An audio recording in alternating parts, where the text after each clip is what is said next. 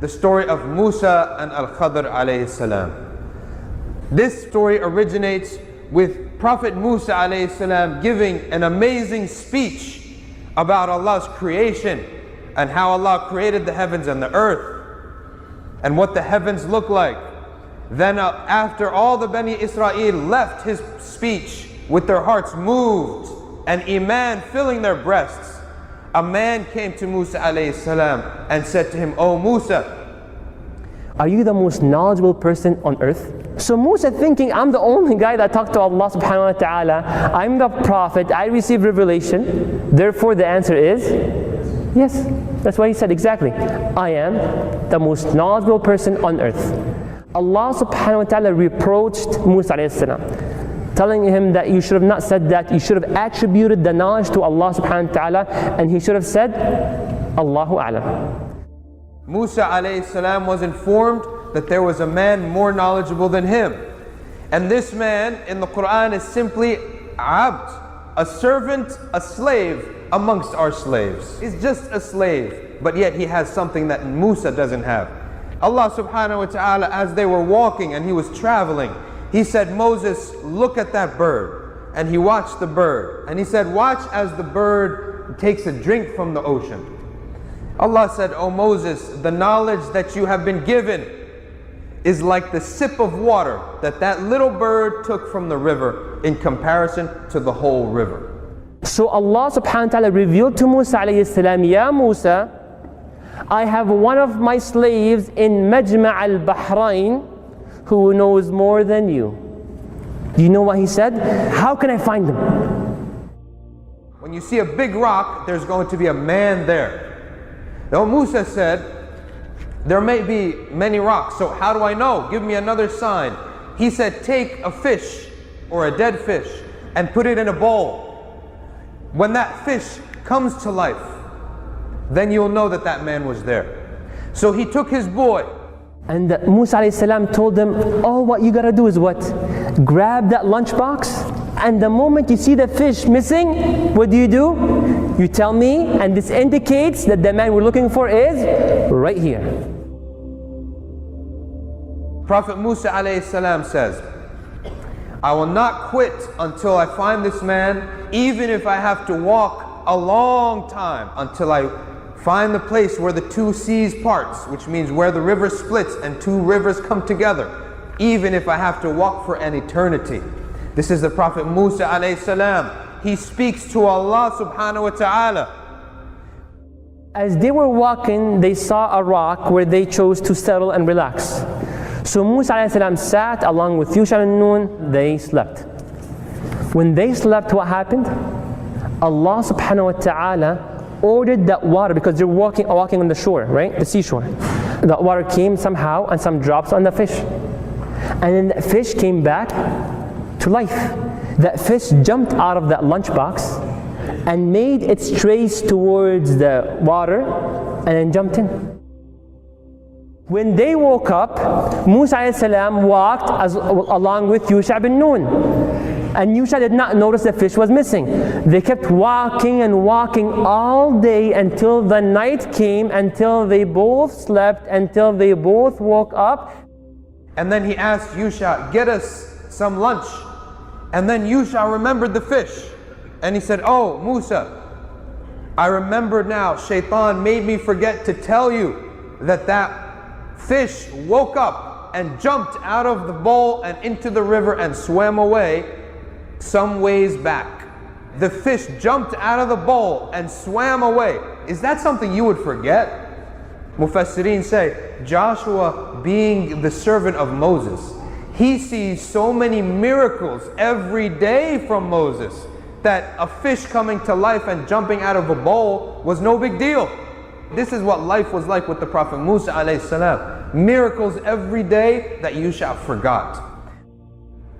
And he said, then let's turn back. So they turned back and they went and followed their footsteps back, and there they reached their spot. So Musa alayhi salam along with Yusha bin Nun, they go back to the rock, and who do they find? A man covering his face. What are you doing here? At a cross section of two seas.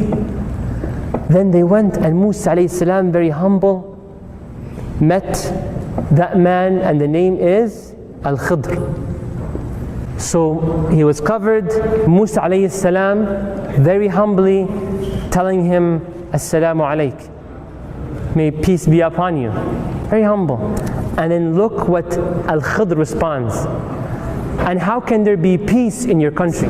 Then Musa alayhi salam told Al-Khidr, I am Musa. He told him, Musa bani Israel. He said, Na'am, and I came to follow you and learn from your knowledge. Al-Khidr said, I have knowledge that which you do not know, and you have knowledge that which I do not know. He asks, can I follow you? Initially, he rejected Moses as a student. He said, you cannot withstand being with me. You can't take it. Moses then pleaded with him. Finally, he accepted, but he said a condition. It might not make sense to you, but don't ask me about why am I doing it, what am I doing, where I'm doing it, how I'm doing it, until I tell you. Deal? Deal. And then they moved. And lo and behold, as they're walking by the seashore, they find a group of people on the boat. They went on the ship. Well, did they accept them to jump into the boat? Yes, they did. Did they pay for it? Did they pay the fare? No. They loved Al-Khidr. They respect Al-Khidr. They said, come along, don't worry about paying us, don't worry about it, let's go. Apparently their job, what was it? Is to take people from one place to another place. Just transportation. And Al-Khidr didn't even pay to them. They said, we don't want any money from you. He broke the ship. Did you ruin it to make them drown? Then what did Al-Khidr say? Didn't I say you will not be patient? Then what did Musa say? I forgot. And the Khidr did not stop, and they kept moving. They saw a young boy playing with other boys, playing around. The boy was here, grabbed a sword, chopped his head off. A young boy had his head chopped off in front of Musa alayhi salam. The boy was playing with other kids. What did Musa say? The first one, okay, evil, and I forgot, and I'll try my best. But the second one, he said, you killed an innocent soul that did not kill anyone else. You have no justification to what you've done, killing that boy. What did he say? Didn't I tell you that you will not be able to be patient? Did he give him another chance? He does the third time. Now they were going, they were starving all day long in the ocean, and then they saw that boy that got killed, and now they're very hungry, they're starving. They go into an entire village where they're all stingy, knocking on their doors, telling them, you have any food? No one giving them anything to eat, nothing. Then Al-Khidr, as he was walking, he noticed there's a wall. Khidr said, let's go, let's do this. Do what? Let's fix the wall. Fix the wall, okay. Fix the wall, okay, straighten it up. Nice, straight, perpendicular, beautiful, perfect, solid, nice. Musa is like, are you serious? They all refused to give us food, and you built an entire wall, reconstructed a wall for them? You could have asked him for money. You could have asked him for food. You've done a job. What did Al-Khidr say? Tell you now, explain to you what the things that you were not been able to be patient about. The first thing, he destroyed the ship. Why? Al-Khidr said, Allah informed him that a king was coming and taking all good ships. So I broke this ship so the king won't take it.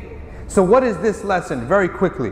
It is good coming out of evil. It is also a minor evil putting out a worse evil. So what would you rather? A hole in your ship, or your whole ship is stolen?